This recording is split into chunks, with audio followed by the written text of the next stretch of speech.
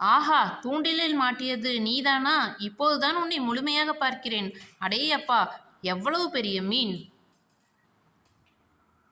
மீன் படகை சுற்றி வட்டமிடுகிறது. ஏனோ மீனே, படகை சுற்றி சுற்றி ஏன் இப்படி வட்டமிடுகிறாய்? நில் நில், என் வலிமையெல்லாம் திரட்டி உன்னை எதிர்க்கப் போகிறேன். மீண்டும் மேலே வருகிறாயா? விடமாட்டேன். நீ எவ்வளவு பெரிய மீனாக இருந்தாலும் எனக்கு கவலை இல்லை. என் உயிர் உள்ளவரை உன்னுடன் போராடி வெற்றி பெறுவேன்.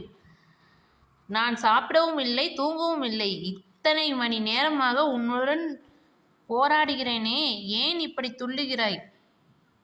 உன் உயிரை காப்பாற்றிக் கொள்ள நீ போராடுகிறாய். நான் என் இலக்கை அடைய போராடுகிறேன். இந்த போராட்டத்தின் முடிவில் ஒன்று நான் உயிரோடு இருப்பேன், அல்லது நீ இருப்பாய். மீன் படகுக்கு அருகில் மேலெலும்பி குதிக்கிறது. சாண்டியாகோ ஈட்டியால் மீனை குத்துகிறார். இறுதியாக உன்னை கொன்றுவிட்டேன். இனிமேல் தான் நிறைய வேலை இருக்கிறது. கயிறுகளில் சுருக்குகள் போட வேண்டும். எனக்கு மீன் கிடைக்காது என்று எல்லோரும் சொன்னார்கள். பார்த்தீர்களா? வலை இல்லாமல் இவ்வளவு பெரிய மீனை யாராவது பிடித்தது உண்டா? விடாமுயற்சியின் பயனை இன்று நான் உணர்ந்தேன். மீனின் நீளம் அதிகமாக இருந்ததால் அதை படகின் பக்கவாட்டில் கட்டுகிறார். அப்போது படகை நோக்கி சுறா மீன் வருகிறது. நான் பிடித்த மீனை சாப்பிடவா வருகிறாய்?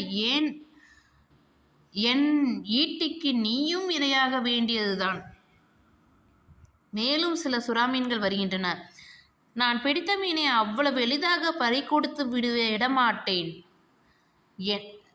சாண்டியாகோ சுறா மீன்களை வீழ்த்துகிறார். என்ன ஒரு போராட்டம்! அப்பாடா, ஒரு வழியாக எல்லாம் ஓய்ந்தது. இந்த மீன் செய்த அட்டகாசங்களை மனோலின் பார்த்திருக்க வேண்டும். சரி, போகட்டும். உடனே சென்று நடந்த எல்லாவற்றையும் அவனிடம் சொல்ல வேண்டும்.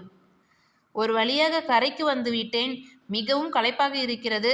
சரி, படகை இழுத்து கட்டுகிறேன். கரையில் என்ன இது?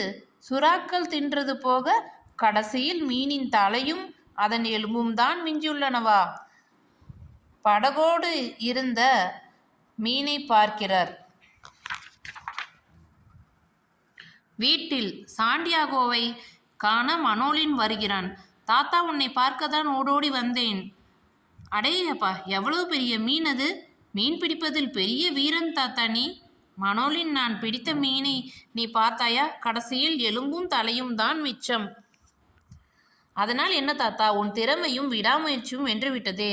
இனி உன்னை யாரும் பழித்து பேச முடியாது தாத்தா. உன்னிடம் கற்றுக்கொள்ள வேண்டியவை நிறைய இருக்கின்றன. இனி நான்